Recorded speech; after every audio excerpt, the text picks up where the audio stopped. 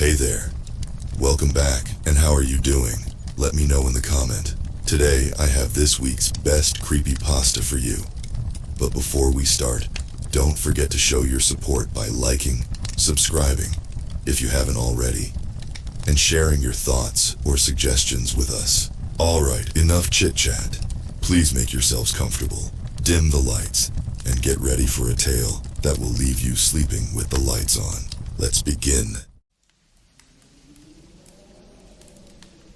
No one is going to believe this, but I swear it's the truth. I can talk to the dead. Well, more accurately, they can talk to me. They never respond to any of my questions.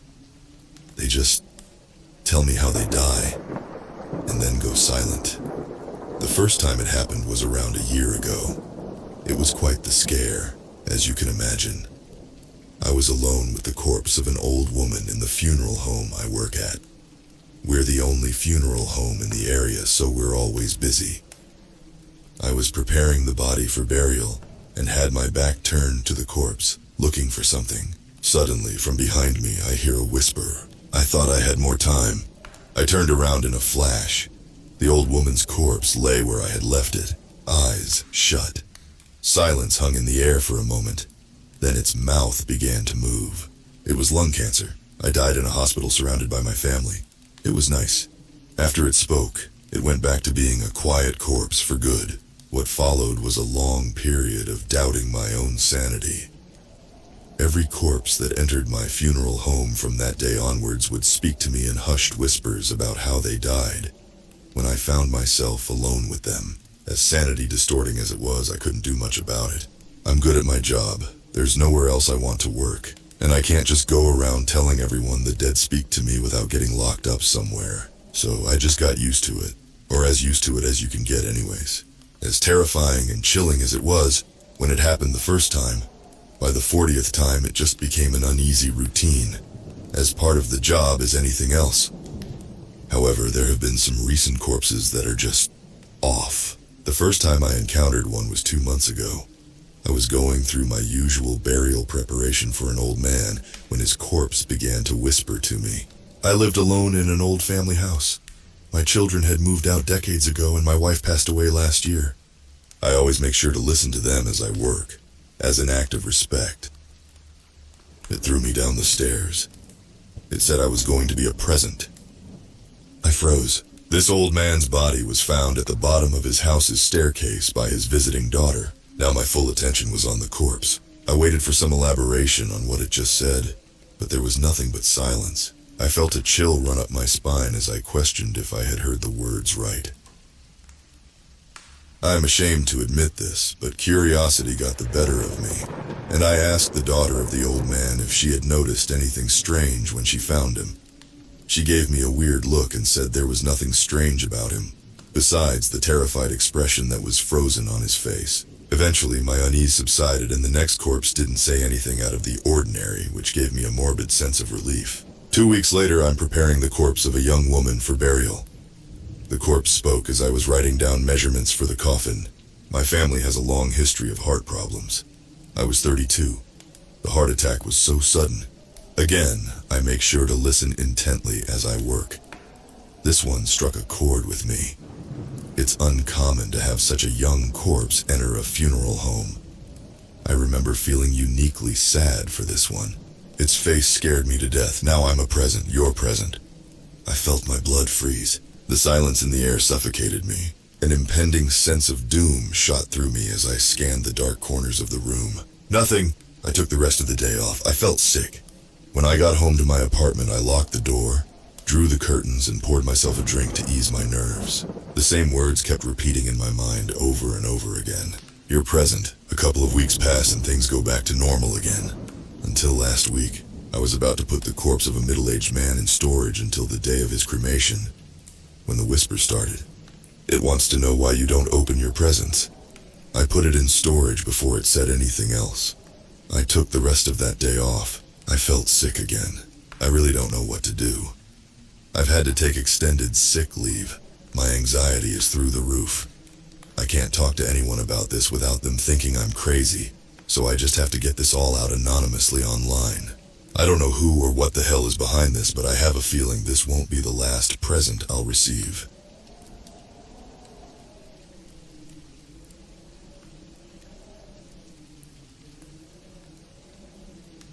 There were 3 of us living in a house share situation. It was me and my friend Kieran from college and Simon, who was slightly older than us. Me and Kieran were fresh from college, and though we had intended to live by ourselves, we quickly got a big dose of reality and realized it wouldn't be feasible on our salaries. Thankfully, we met Simon through a friend of a friend, and the 3 of us found a pretty cheap place. I can't say we ever really hit it off with Simon. There was nothing we disliked about the guy, but even after living with him for over a year, we knew next to nothing about him. One thing we did figure out pretty quickly was that Simon rarely left the house. Kieran put a word to that: agoraphobic. Simon would go out maybe once every week or every 2 weeks for groceries, but he would never be gone for more than an hour. People have told me since that this would have been an issue for them, having someone always hovering around and stuff, being in your face 24/7 for as long as you're home. But it wasn't really like that. Simon was pretty courteous about our space, and whatever hang-ups he had, he never made them our problem. Besides, he was paying to live there too, so he had every right to spend as much time indoors as he wanted. The rent was always on time, and Simon kept a well-stocked pantry, so we assumed he had a job. Something he could do from his desk. Computers, maybe? That was how little we knew about him. We didn't even know what he did for a living. Simon was kind of a neat freak. Actually, Kieran had a word for this too, but I've forgotten it. Me and Kieran were slobs, so we always felt guilty when we'd come home and find the kitchen surfaces scrubbed, or the bathroom spotless and the towels folded. Simon was a good influence on us, because we ended up feeling so bad about it that we forced ourselves to get more on top of our chores. But he always said that he never minded. One of the only times he ever referenced his agoraphobia in conversation was when he told us, "I stay indoors all day. What else am I meant to do? I'll get bored if there's nothing to clean." I think he was only half joking. Another thing about his sort of neatness, or attention to detail or whatever, was that there was very little deviation in his routine. Whenever you heard him moving about in the house, he was doing things like clockwork. On more than one occasion, I was woken up by the sound of the toilet flushing and realized I was running late for work, because Simon always used the bathroom at 8:30 in the morning. Every day, Simon ate pretty much the same things every day, and he had 3 outfits which he would wear in rotation. We would ask him if it didn't drive him crazy that his life was like Groundhog Day, and he would just shrug it off and smile. He was never overly anal or obsessive toward us. He wasn't sociable, but he could hold a conversation. There were opportunities where he could have, and rightly should have, given us hell, particularly when we had friends over and things got loud late at night, but he never did. Overall, he was a nice roommate. 2 months before his disappearance was when Simon's behavior really started to take a turn for the worse. He started coming into the communal areas less and less, especially in the evenings when we would normally all be in there together, doing our own separate things. We started to see him cook meals less and less as well, and you could tell just by looking at him that something wasn't right. He was getting thinner, almost scarily so, and his skin was starting to deteriorate. I remember he had some really bad zits, which was unusual for him, because he was normally so well groomed and had never been prone to acne from what I saw. Still, me and Kieran said nothing. I regret this now, but like I said, we weren't exactly close with Simon, and both of us felt too awkward to ask if anything was wrong.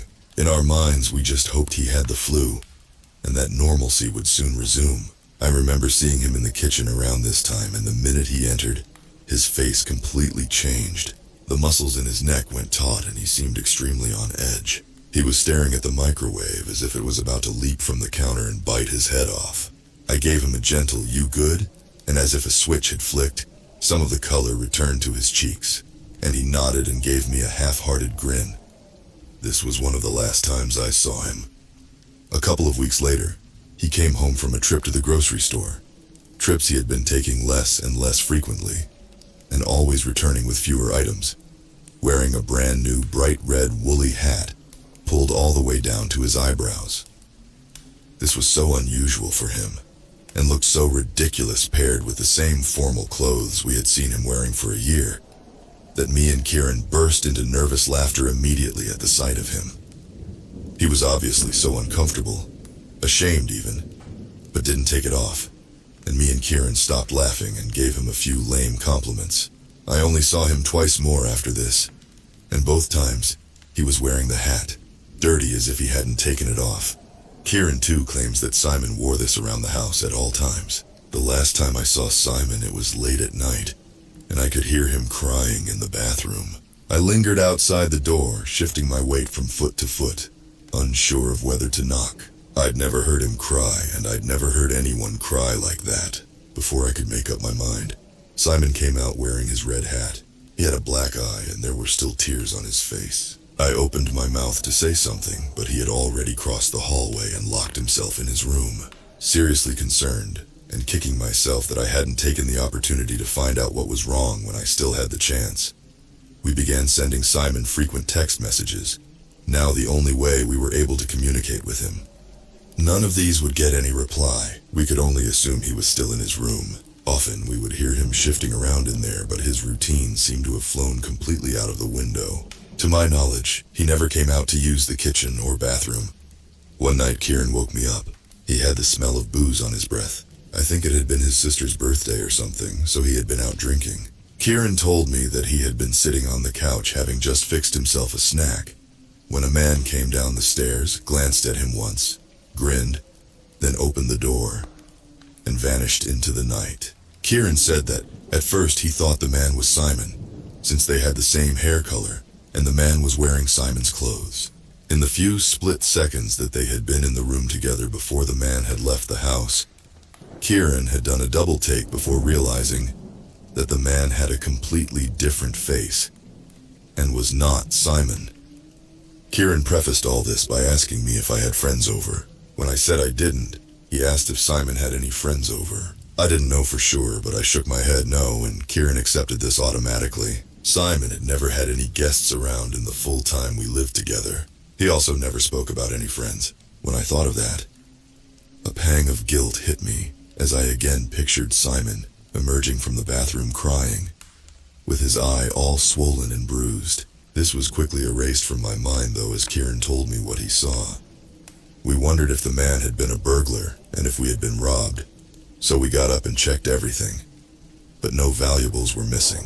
We texted Simon a couple of times, but there was no reply once again, and his bedroom door remained closed and locked. I weakly tried to pull Kieran round to the conclusion that the man he saw had in fact been Simon, and he was just so wasted that he hadn't seen Simon's face properly. Even as I said it, it didn't sound right. Simon never left the house at night. Kieran was also adamant, between burps and swaying on his feet unsteadily, that the man he had seen was not Simon. We eventually knocked on Simon's door loud enough to wake him up if he had been sleeping in there. And when there was still no answer, we had to assume, however improbable, that Simon had gone off somewhere and was not home. We were both pretty uneasy, and though Kieran slumped right off to bed, I stayed awake all night, listening for the key in the lock and for Simon's return. 2 days later, with still no return and no text messages, we decided to pick the lock to Simon's room, now worried that there really had been a burglar, and that Simon might have been incapacitated or murdered. Neither I nor Kieran had ever been inside of Simon's room, and when we entered, my heart kind of broke for him. Simon had next to nothing in there. There was a single lamp and a Polaroid camera on the bedside table, and nothing more. His computer sat at his desk with nothing around it. There were 2 tatty old paperbacks on a shelf above the desk, as well as the leather journal that we had seen him make to-do lists in. There was nothing else in the room. No posters on the wall, no trinkets, no mess. The bed sheets were crisp. The bed had been neatly made up, and lying on one of the pillows was the red hat. Simon was not in there. We debated what to do for a while, and I took down Simon's notebook. He was meticulous in his record keeping, and we flipped through what must have been around 50 pages, with things written on them like, change bed sheets today, bleach shower, or vacuum hallway. He also noted his shopping lists, and how much he spent on groceries. There was always a date in the margin next to his notes. We flipped through until we came to the last few pages that were filled. The first thing out of the ordinary was a line of text by itself with no date, scrawled rapidly and then quickly scratched out, so that the writing was barely visible. It read, "Nothing I eat tastes right." The next page was much more composed and began again with a date in the margin. Bread slightly off. Tap water slightly off. Meat, chicken, fine.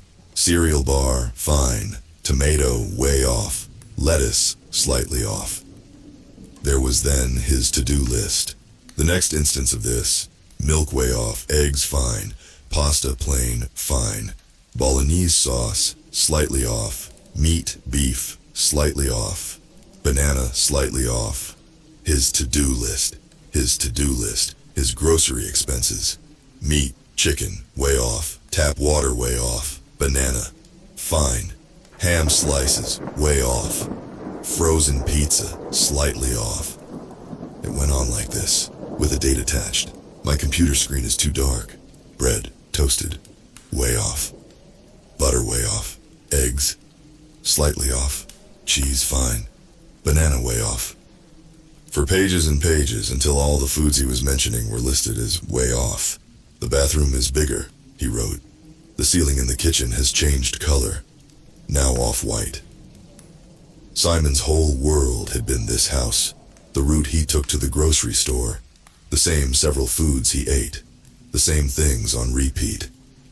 I would trust him to know if something was even slightly off, if there was even an imperceptible change. The hallway is wider, cereal bar way off. The microwave in the kitchen has moved a few centimeters to the right. The carpet doesn't feel the same. Something smells terrible and I can't figure out what it is. Shower X2 today. Eggs way off.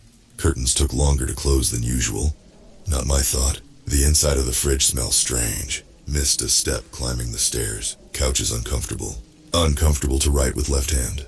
Bathroom has grown bigger by a few centimeters. Ceiling is higher. Not my thought. Cheese way off. Took the wrong left turn on the way to the grocery store. Couldn't remember the word for aggrieved. Not mine. Put kitchen utensils back in the wrong place. Got lost on the way home. Not my thought. Bathroom has grown bigger again. Didn't recognize room when I woke up. Forgot password to computer. Way off, way off, way off. And not my thought. The final thing Simon had written, with no date, and in handwriting so shaky that it was almost illegible, though it had been deteriorating for the last few pages, was, "I have nothing. I don't understand why it wants to be me. Should I be happy that something is jealous enough of even my small life that it wants to push me out?" Me and Kieran silently freaked. I hefted the notebook and flipped through the last few pages to see if anything else was written. But every page that followed was blank. When it came to the final page, 5 Polaroids slid out and fell to the floor. Kieran scooped them up and we examined them. Each was a portrait of Simon, presumably taken by himself, in front of a plain white wall, probably one of the walls in his bedroom. The photos were all dated, having been taken a little over a week apart from each other. The first photo was how I now remember him, sallow-faced, with sunken eyes, and a few angry red zits on his face. The second photo showed Simon with very little change. Apart from that, the zit near his hairline, just shy of his right temple, had grown bigger and almost looked like a boil. In the third photo, the zit had swelled threefold and now resembled a lump or a tumor or something. It covered half of his forehead. Simon's skin was pale. His eyes were dark. In the fourth photo, the lump had swelled to the size of a saucer. It had a few hairs growing from it, and its surface was uneven. It had a sizable dimple in its center. The pressure of this mass had caused Simon's right eye to bruise. His eyelid was purple and swollen. In the fifth and final photo, Simon's right eye had completely swelled shut. It looked as if it had been uncomfortably squashed into the crook of his nose, which also appeared broken, and pointed to the left. His mouth was contorted into a painful grimace. The lump had a new shape to it, the bump of something that looked like a nose, complete with a nostril, the curve of what could be described as a lip, with a slight pink color, unmistakably, a circular swell with wrinkles and creases, and eyelashes growing from the center of it. We called the police. We showed them the photos. We described what we'd seen. The man who left the house in Simon's place. We told them how Simon had acted the past few months, compared to the rigid routine that we had grown accustomed to. They read from his journal. Nothing came of it, of course. Simon was never found. They came to the consensus that with his history of disordered behavior, it was likely that he'd had a breakdown of some description, and that we should assume the worst. We found out in the coming weeks that Simon had no family, and few contacts from the outside world. Me and Kieran live with his sister and her girlfriend now. Sometimes I ask him, not for the first time, to describe the man who left the house that night. But Kieran's always hazy on the details. I'm at the point now where I'm almost sure we'll never see Simon again. But this other man, or this thing, if I pass him on the street, or see him in line at the movies, if he has friends, if it keeps a diary or a routine, I want to think that some part of me will know that it's him. I don't know what I'll do, but part of me thinks that I'll know him, leading the life that should have been Simon's. He will be familiar but slightly off. I will look at it and get a sense that I've seen it before, even if he has become completely unrecognizable.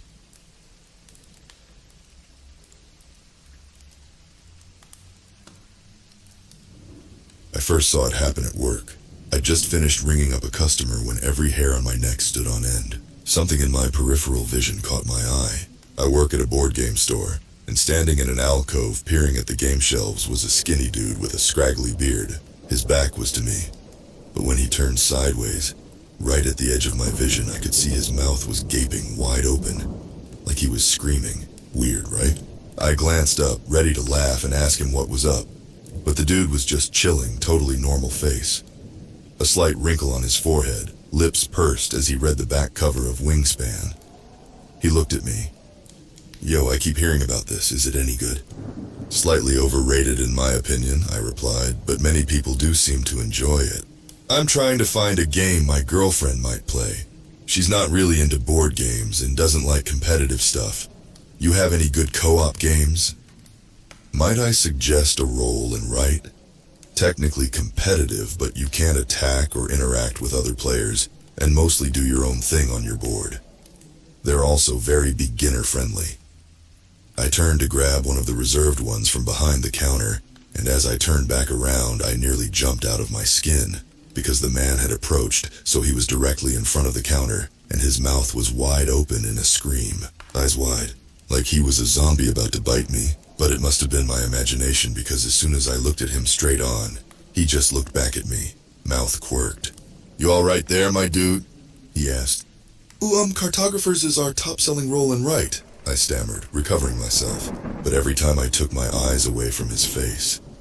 In my periphery, he seemed to be like one of the undead, a corpse with a gaping mouth. I decided to ignore his behavior in the hope that he'd stop. He placed an order for cartographers, and I told him I'd give him a call when his copy came in. As I took down his details, much to my annoyance, he did not stop, but continued to stand in my periphery, silently screaming. The next week, when I went in for a haircut, the guy sitting a couple of chairs over was also playing dead. He appeared to be slumped in the barber chair, head lolled to one side, blue eyes wide and unseeing, but the stylist kept flitting around him, scissors snipping. And when I turned to look at him directly, he was no longer playing dead, but instead speaking to the stylist, one hand gesturing from under the cape. Yet when I looked away a moment later, gone were his gestures. I could hear his voice, but he appeared to be lying motionless in his chair in the corner of my eye. A corpse. When my haircut was finished and I looked over again, he was gone from the chair. This just kept happening. Honestly, I thought it must be some sort of online fad, with people randomly pretending to be dead. The internet has spawned stranger pranks. I don't have much of an online presence and don't keep up with popular memes or TikTok trends, and in my head, it made sense. It remained a relatively rare occurrence for me, and mostly happened in large crowds, for example, the airport. That was where I finally figured out the cause. I was on my way to visit family, going through airport security. A little farther behind me in line stood a young couple who were pretending to be corpses whenever I stopped looking at them. It was annoying, and I kept turning my head quickly, hoping to catch them in the act. But they were always behaving normally the moment I looked directly at them. And of course, what should have tipped me off is that no one else in the line was reacting to their behavior. Only I could see it. But at that point, I was still acting under the assumption that everyone else was in on some new TikTok prank. And I wasn't. I'm 42 and definitely give how do you do fellow kids vibes by today's social media standards. So anyway, I put my belongings on the conveyor belt, and the couple in my periphery were now 100% normal. Finally, I thought they stopped pretending. But the moment I collected my stuff and turned around, I nearly shrieked because both of them loomed next to me, standing slouched, faces contorted into death masks. You can't see sharp details in your periphery, but you can catch when someone is making a terrible dead face. But when I looked at them head on to tell them to cut that shit out, they were both normal, staring at me like I was the weird one. The woman actually hid behind her partner. That's when I realized two things. One, that I was the source of the weirdness. And two, that more specifically the source was in my stuff. I felt around in my pockets. My fingers closed on cold metal. And that's when it all clicked for me. I found my father's pocket watch. Now some background on this watch. Dad gave it to me the day before his death. It's cracked and won't run. He'd had it since I can remember. And when I was younger, I asked Dad why he always carried a broken watch. He informed me it was a family relic, and the cracks didn't matter because they told time in a unique way. These were his words. When he eventually gave it to me, he looked worried and said, "I'm not sure if it's a blessing or a curse to be able to see what it displays." My father advised me to sell it, but I couldn't bring myself to. Dad was always very soft-spoken and polite. He ran an antiques shop that closed after he died. I think he wanted me to run it, but I never had the passion or the interest. Our lives just took different paths. The watch is the one antique he made sure to give to me. What I'm still trying to figure out is why. Because as far as I can tell, there's no ambiguity about it. The damned thing is definitely cursed. See, once I knew the source was the watch, it all fell into place. At the end of that family trip, when I came back to work, I followed my hunch and looked up that guy who ordered the cartographer's game. He never came back to pick it up when it came in. I'd kept it sitting on the shelf for him, even though I should have just put it out on the main shelves for people to browse. It still had his name on it, and I searched his details and right away found his obituary from that same week he'd come into the store. So that's what Dad meant about the watch telling time in a different way. If I'd known what was going on back when the customer ordered the game, I could have warned him. Could have let him know, "Hey bud, maybe grab something that's in stock currently. Better yet, forget the games. Go do whatever it is you want to in your last hours of life. Start checking off that bucket list. Maybe buy something more meaningful, since it'll be your last chance to give your girlfriend a gift." But would he have listened? Looking back, I remember when I was a kid how things would happen with Dad that didn't make sense at the time. He'd get in random arguments with strangers. It was so uncharacteristic because my father wasn't a confrontational man, always polite. But once in a while, at the antique store, I remember he'd step outside with a customer, and the customer would leave upset, yelling or swearing or hysterically sobbing. Sometimes leaving so quickly they'd forgot whatever it was they'd purchased. And once too at the mall, Dad was told to leave a store after upsetting an employee. Stuff like that. Now I realize he must have tried to warn people. But did it actually help those people? Any of them? Is the watch a blessing or a curse? The watch wasn't always cracked. Somebody cracked it, hurled it against a wall or the floor, maybe in a moment of frustration. Maybe my grandfather. But he didn't throw it away. He passed it to my dad. Now I wish Dad had sold it. Wish he'd given it to someone else. I know it's not his fault. Everyone has their time. But there are some things that maybe people are just better off not knowing. And maybe Dad thought warning people was the right thing. But I'm team curse on this one.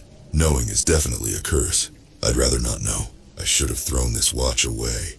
But like my father and his father before, I just didn't. Now it's too late. I'm sitting here at home, and every time I pass the bathroom mirror, every time I catch a glimpse of my reflection at the edge of my vision, it's just too late to unsee my own dead eyes staring back at me.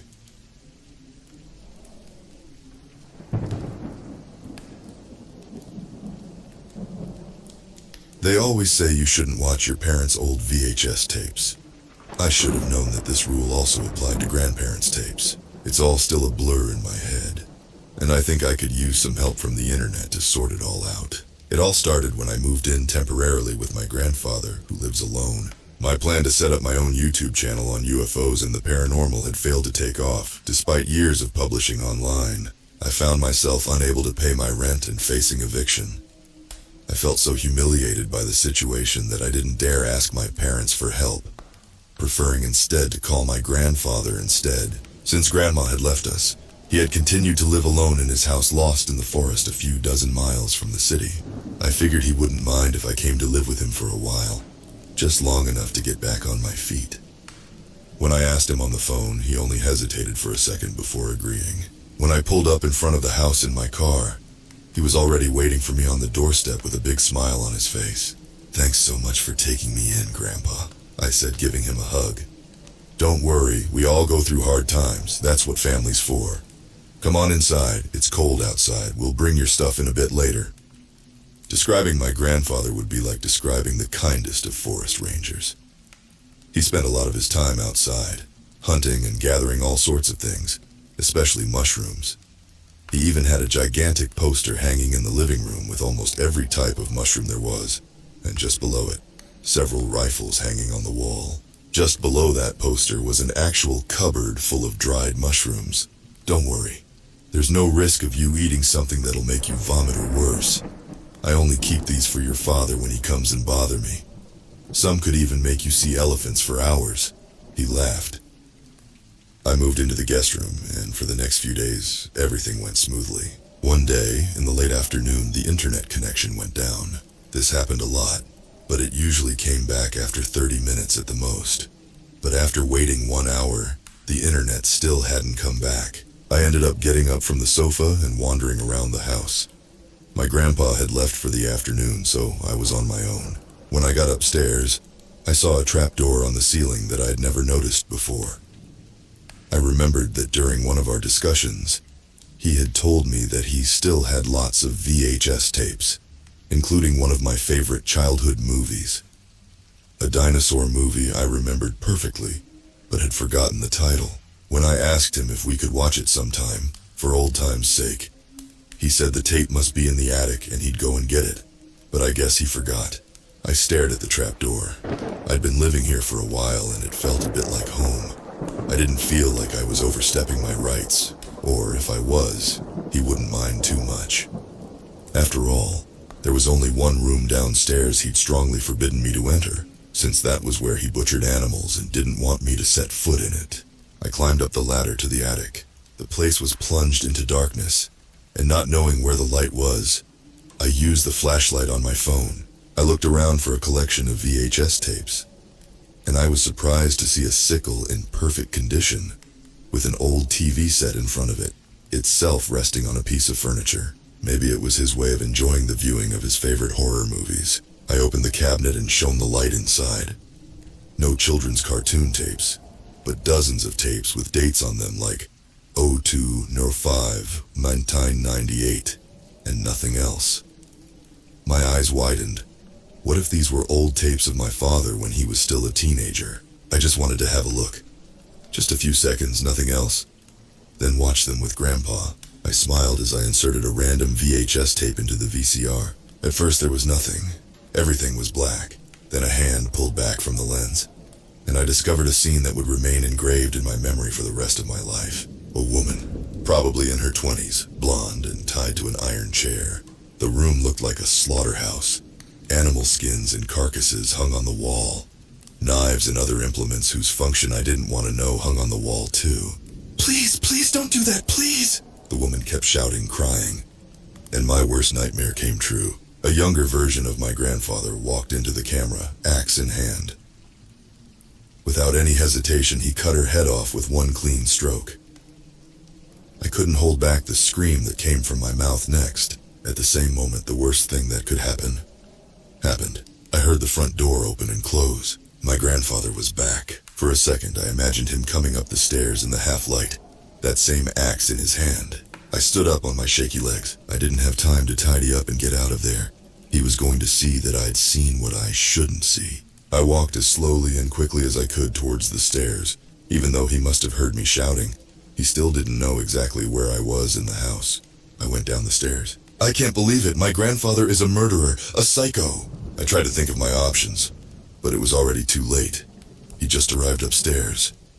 No words were necessary. He simply looked at the open attic hatch and the look in my eyes to understand that I had seen what I should never have seen. I rushed into the first room on my right, the bathroom. Damn, there's no window to get out. I could already imagine him taking out his axe and breaking down the door like in the movie The Shining. Except I had nothing to defend myself with, and the movie was probably going to end prematurely this time. Please, I won't say anything, Grandpa. Just let me go, I begged him. Sweetie, it's not what you think. Open the door, please, he replied. I was crying, seeing my life flash before my eyes as I watched the door handle move back and forth, hyperventilating. My head became light. He was still talking through the door, but I could no longer understand what he was saying. It was too much. Even as I knew I was telling myself I was living my last moments, I fainted. The light was dazzling. I got to my feet, still confused, and realized I was lying on the couch and right under the ceiling bulb. Are you feeling better? I turned my head and saw my grandfather sitting not far from me, scrutinizing me with his eyes. I was still dazzled by the light that had flooded my eyes a few moments ago, and I still felt an intense sense of confusion from the shock. My stomach was also churning, and I had a bitter taste in my mouth. I know it's hard, but you'll have to get up and follow me. I obeyed, seeing no other option in my condition. He helped me get up and walk, holding me under the armpit. I couldn't help shivering at his touch. We walked, and the whole time he seemed to be scrutinizing me out of the corner of his eye every 5 seconds. He opened a door and we went down a few steps. When I looked around, I realized, despite the confusion, where we were. The same room in which he had killed that poor woman, and probably dozens of others before, and probably me in a few moments. Grandpa, please, you don't have to do this.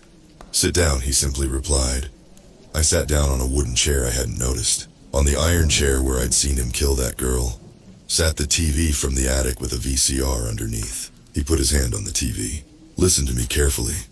You should never have seen what was on that tape, but not for the reasons you think. He glared at me, and I felt like I was still floating. I don't want to make you see this shocking scene again, but please, listen to what happens right afterwards. And as he said this, he played the tape shortly after the murder. He crouched down right next to me. You can hear it, right? He asked. At first, I couldn't see what he was talking about, but then I heard it. The woman, despite the fact that her head had separated from her body, was still screaming. But it wasn't really the woman's voice anymore. It sounded like it was filled with rage and malice. I will take your soul, you and all the others. My grandfather was standing right next to my face, staring at me. I hear it. What is it? We're not sure. And you shouldn't know too much either, sweetie. Wait, how do I know this isn't just a trick? He stood up slowly, looking hesitant. I vaguely tried to keep my balance on my chair in the meanwhile. Once the head is separated from the body, I keep it in order to send them somewhere secret, to study them. He stood right in front of me and stared. They're all still alive in jars, right behind that wardrobe door. Can't you hear them? He seemed to hesitate, but finally stood next to the door, still staring at me. They're screaming. Look at their faces. And with that, he opened the door. Inside were dozens of jars containing women's heads in clear liquid. In shock, I saw them one by one start to scream, their eyes black. Demons. We finally went back upstairs, and I spent the rest of the day in bed, still in shock. I even threw up several times during the night. I had so many questions, but it was clear that he wouldn't answer to any of them. I've been bedridden for several days now, recovering little by little, both physically and emotionally. My grandfather brings me my meals every day, and we chat a bit. Most of the time, he asks me how I'm doing, and I ask him what he plans to do with his day. Then he leaves the room and tells me to get some rest, closing the bedroom door with his usual smile. I still don't know who my grandfather really is, but whatever he killed in that room was definitely not human. At least I don't think so. You see, the thing is, sometimes I close my eyes, and I see these dozens of jars filled with heads, but none of them move, none of them scream, just dead faces, some with horrible expressions. No matter how hard I try, they remain inert in my mind. I can't be sure of what I've seen anymore. Please tell me that my grandfather isn't a serial killer.